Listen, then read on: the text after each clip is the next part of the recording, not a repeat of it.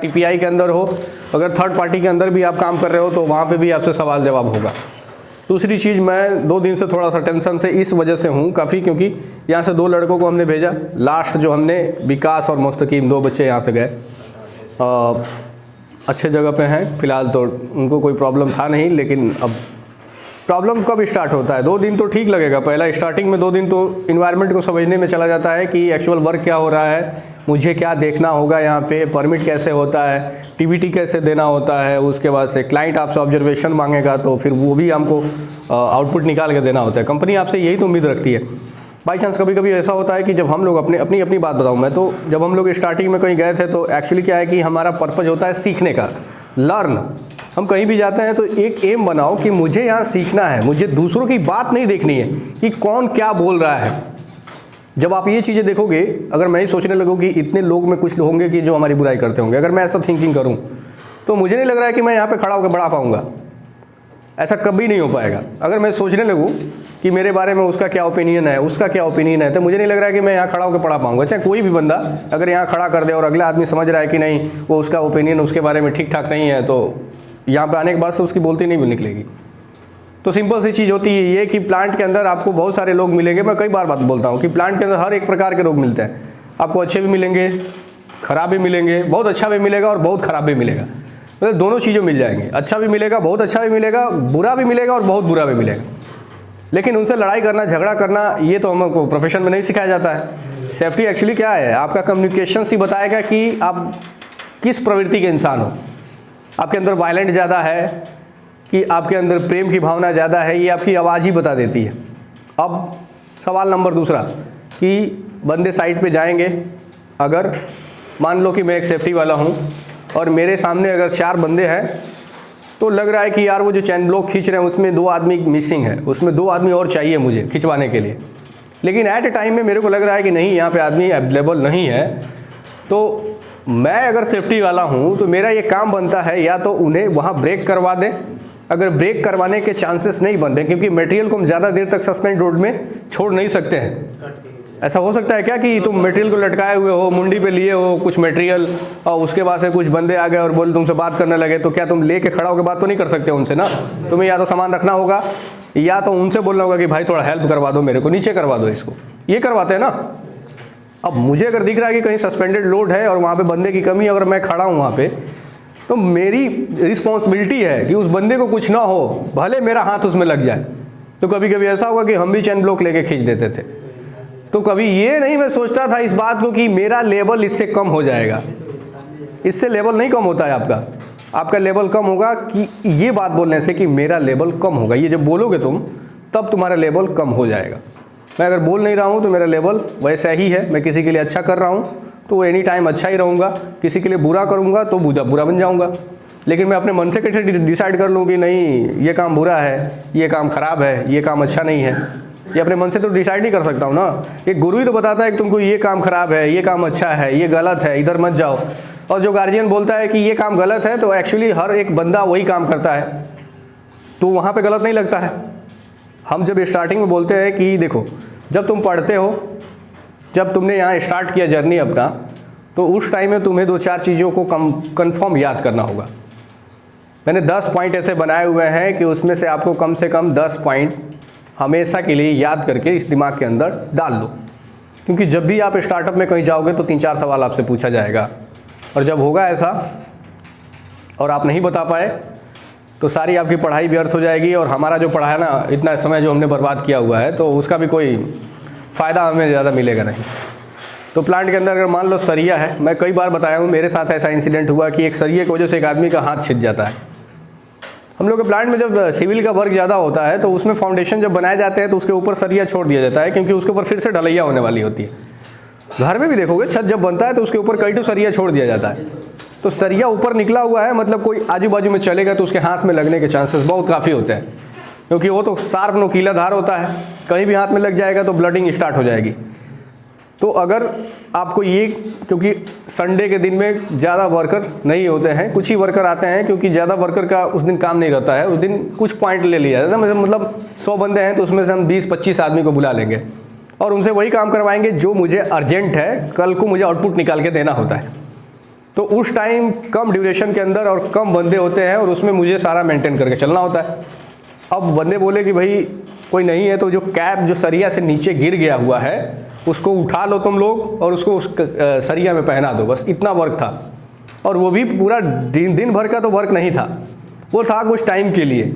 मतलब इस टाइम मेरे पास आदमी अवेलेबल नहीं है तो सेफ्टी वाले खड़े हैं, क्योंकि इन्हीं का तो काम है यार। वो सरिया किसी को लग जाएगा तो कल को जवाब तो तुमसे ही मांगेगा। अगर तुमने उठा के उसको पहना भी दिया कैप को, तो इससे तुम्हारा लेवल कम तो नहीं हो गया? हो गया काम।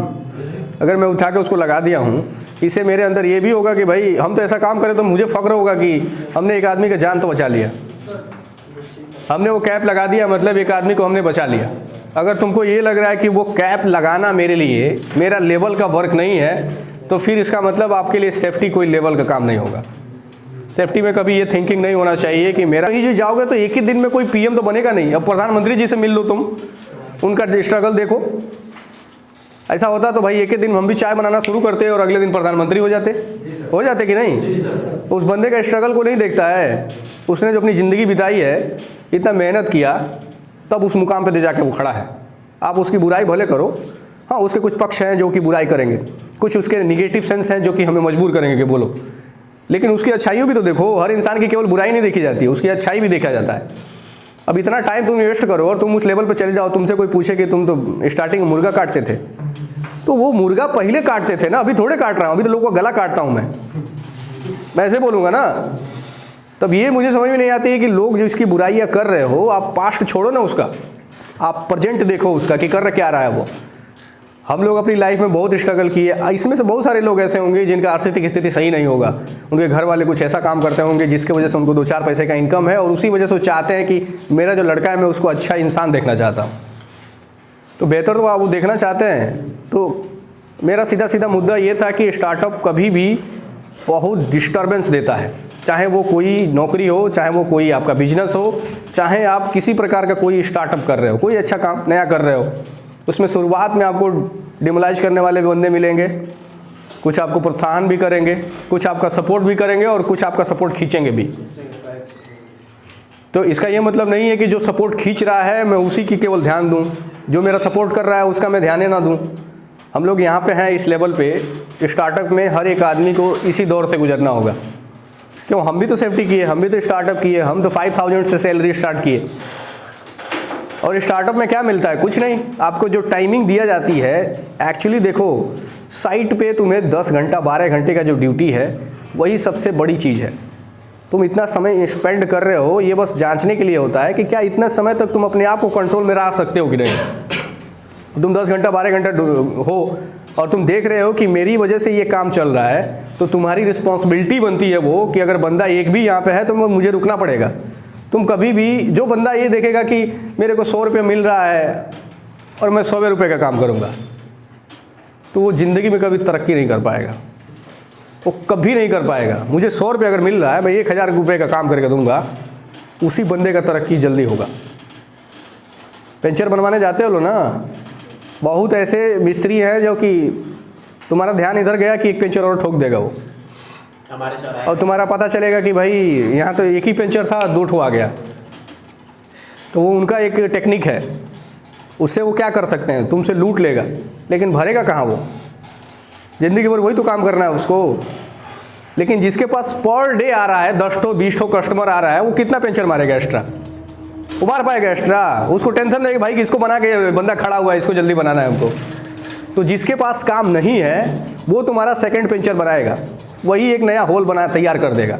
और जिसके पास बहुत ज़्यादा वर्क है, उसको फुर्सत ही नहीं है कि इसको जल्दी, अरे एक ही है, कभी कभी तो वो एयर पेंचर नहीं है, इसका केवल वाल सही नहीं है, बना के भेज देगा तुमको, क्योंकि उसके पास उससे ज़्यादा वर्क ऑलरेडी है। और जिसके पास नहीं रहेगा वही करेगा, एक होल और तैयार कर देगा कि भाई मेरे को किसी तरह से इसको लेना है। तो नया बंदा जो जाता है यहाँ से, मैं बार बार एक ही चीज़ को इसीलिए बोल रहा हूँ क्योंकि बहुत इरिटेशन होता है इस चीज़ से। दूसरी चीज़, पहली चीज़ ये कह रहा हूँ, और कुछ लोग हैं जो समय के 1 साल बाद भी जॉब नहीं दे रहे हैं, तो वो उनके लिए बेस्ट ऑप्शन है।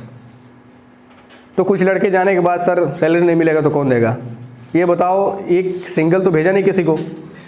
हमने यहाँ से कम 200 लड़के भेजे हैं, 200 में कुल मिला के 20-25 अपवाद है मेरे लिए। उनको मैं नहीं मानता हूँ कि वो स्टूडेंट हैं यहाँ के। अपवाद इसलिए क्योंकि कॉन्फिडेंस पहली बात कि नहीं है। दूसरी बात ओवर कॉन्फिडेंस है। तीसरी बात हद से ज़्यादा एटीट्यूड भरा है उनके अंदर। तो जिनके अंदर ये 3-4 चीज़ें रहेंगी, हद से ज़्यादा कॉन्फिडेंस हो, हद से ज़्यादा एटीट्यूड हो, उसको आमने सामने कौन बैठा है, किससे मैं बात कर रहा हूँ, इसका समझ ना हो, वो बंदा नौकरी के लायक नहीं है, वो कभी नहीं बन पाएगा। जिस बंदे को ये समझ में नहीं आ रहा है कि मैं किस लेवल पे हूँ, मेरे सामने कौन खड़ा है, मुझे इनसे कैसे बात करनी है, वो कतई कभी जॉब नहीं कर पाएगा। मेरा एक मैनेजर था रियाज करके, काफ़ी बच्चों को मैंने वहाँ पे भेजा है। उस बंदे का बात करने का तरीका जो है वो इतना बेस्ट है, इसी वजह से उसको क्लाइंट से अप्रूवल आता है कि भाई आ जाओ मेरे पास। लेकिन वो छोड़ता नहीं है उसको, वो कॉन्ट्रैक्टर के अंदर है, हर दिन वो 12-13 घंटा ड्यूटी करता है आज 10 साल से। लेकिन वो क्लाइंट के लिए कितनी बार उसको फ़ोन आया, कितनी बार इंटरव्यू आया, लेकिन वो बंदा गया नहीं। बोला कि जिस कंपनी का मैं नमक खा रहा हूँ इसके साथ मैं कभी हलाली नहीं, नमक हरामी नहीं कर सकता हूँ। बोला मुझे कितना भी पैसा दे उससे मतलब नहीं है, अगर मुझे यहाँ 50,000 मिल रहा है महीने का, मैं जाऊँगा तो बहुत यही होगा कि 20,000 बढ़ा देगा, 70 कर देगा। लेकिन मेरे ड्यूरेशन से जो मेरा टाइमिंग है 8 घंटे का जो जॉब होगा, मैं यहाँ 12 घंटा कर रहा हूँ, मेरा 4 घंटा एक्स्ट्रा जाता है इसमें। मैं 8 घंटा ज्वाइन कर लूँगा तो मैं वो 4 घंटे में करूँगा क्या? जो मेरे पास एक्स्ट्रा 4 घंटा आएगा उसमें मैं करूँगा, क्योंकि मेरे पास तो ना शादी है तो बीवी नहीं है, तो बीवी नहीं है तो मैं 8 बजे आके करूँगा क्या यहाँ पे? मान लो 5 बजे मैं पहुँच गया अगर रूम पे, तो 5 बजे पहुँचने के बाद मैं 4 घंटा एटलीस्ट करूँगा क्या उस टाइम? तो उसके पास समय है। हम लोग के पास भी कई बार ऐसे ऑफर आए तो हम लोगों ने भी बोला कि यार जिसमें आपकी पकड़ मजबूत हो गई है उस जगह को कभी छोड़ो मत।